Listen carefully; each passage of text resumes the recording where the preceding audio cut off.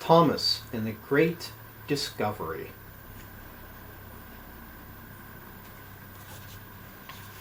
It was a beautiful day on the island of Sodor. Thomas was high in the hills bringing some freight cars to the wharf at an unfamiliar junction. He saw an old, overgrown track that looked like a shortcut. Soon he was rattling down the steep track. "No one has been down here for a very long time," he huffed. Then Thomas gasped. "Fizzling fireboxes!"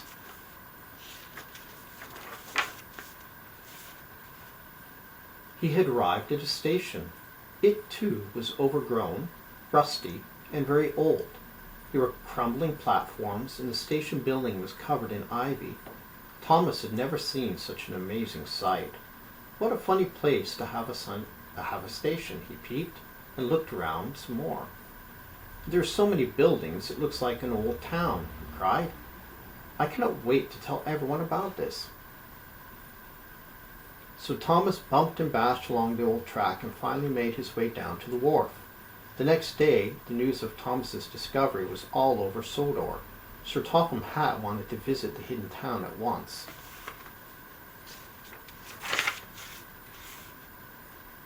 "Thomas, you've made a wonderful discovery. This was the town of Great Waterton.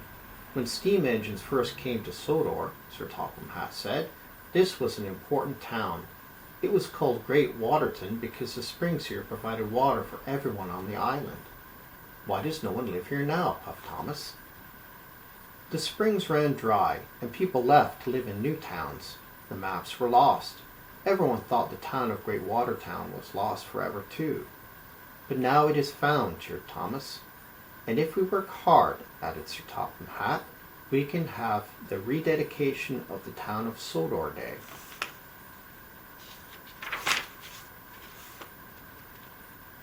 In no time, all of Sodor was working hard to fix up Great Waterton.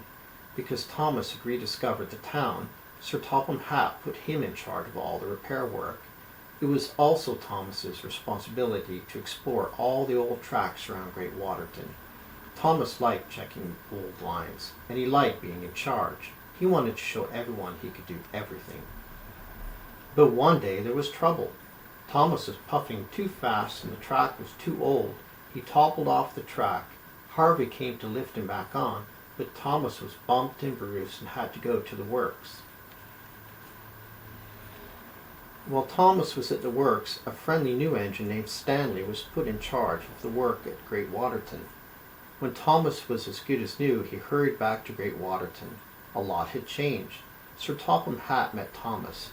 "Stanley has done a good job, so I've decided that Stanley will stay in charge and you will help him." Thomas's funnel flattened. He had lost the most important job of all.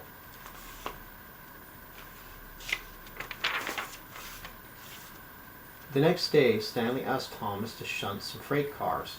Thomas was very good at shunting freight cars, and he really liked doing it, but he didn't like Stanley telling him what to do.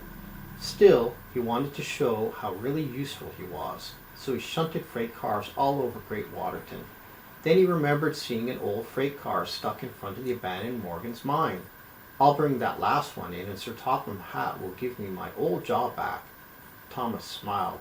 At last, Thomas found the old freight car and he buffered up.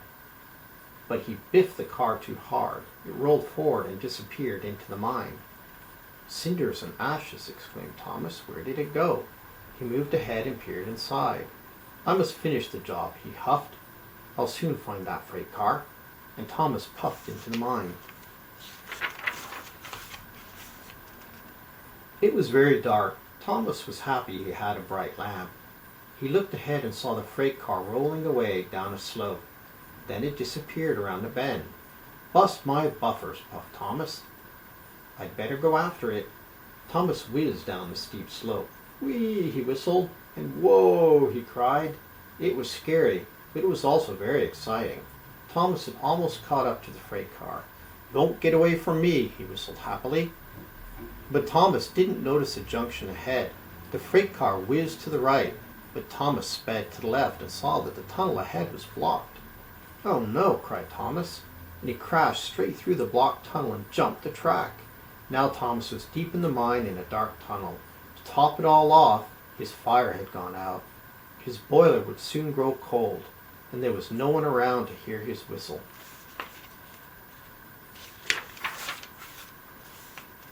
The next morning, Stanley and the other engines arrived for work. "Where's Thomas?" Stanley asked. The engines looked around. Thomas wasn't there. Thomas was missing. It was the biggest calamity Sodor had ever known. Everyone looked for Thomas. They checked the quarries. They searched the docks. They toured every town. They scoured every hill and hunted in every valley. But Thomas was nowhere to be found. And then Stanley had a thought. Maybe Thomas is up on the forgotten tracks around Great Waterton. I'll look for him there. When Stanley was high up in the hills, he whistled and whistled. "Where are you, Thomas?" But only his echo came back. Stanley looked everywhere. Then he spotted Morgan's mine. Could Thomas have gone into the mine? Stanley wondered. He whistled one last time. And this time, Thomas heard him. "It's Stanley," he gasped. With his very last puff and his very last huff, Thomas blew his whistle as loudly as he could. And Stanley heard him. He slowly entered the dark mine. "Thomas," he whistled happily, "is that you?" Thomas had run out of puff. He couldn't whistle again. He could only wait and hope that Stanley could find him. It wasn't long before Thomas heard Stanley chuffing up behind him. "Stanley," he peeped, "I'm very happy that you are here." "Thomas," whistled Stanley, "I'm very happy to find you. Where have you been?" "I was trying to be a really useful engine," tooted Thomas. "Don't worry, Thomas," Stanley chuffed. "I'll have you back on the track in no time." Soon Stanley was coupled up to Thomas. He pulled and tugged. Thomas was heavy, but Stanley didn't give up. "I can do it," Stanley wheeshed. With a mighty heave, he pulled his friend back onto the track. "Hooray!" tooted Thomas. Then there was a very loud crack. The valve in Stanley's boiler had burst. Stanley was a strong engine, but pulling Thomas had been too much. Now Stanley couldn't move. "Don't worry," whistled Thomas. "It's my turn to help you. With your coal, I can push you home." Stanley smiled.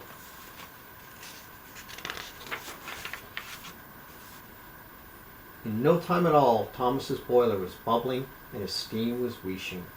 Thomas found an open siding, got behind Stanley and started to push. "Here we go, Stanley," Thomas huffed happily. Stanley smiled back, and puff by puff, Thomas pushed Stanley up and out of the mine. The old tracks rattled and creaked, but Thomas didn't mind. He was happy and proud to push his new friend Stanley home.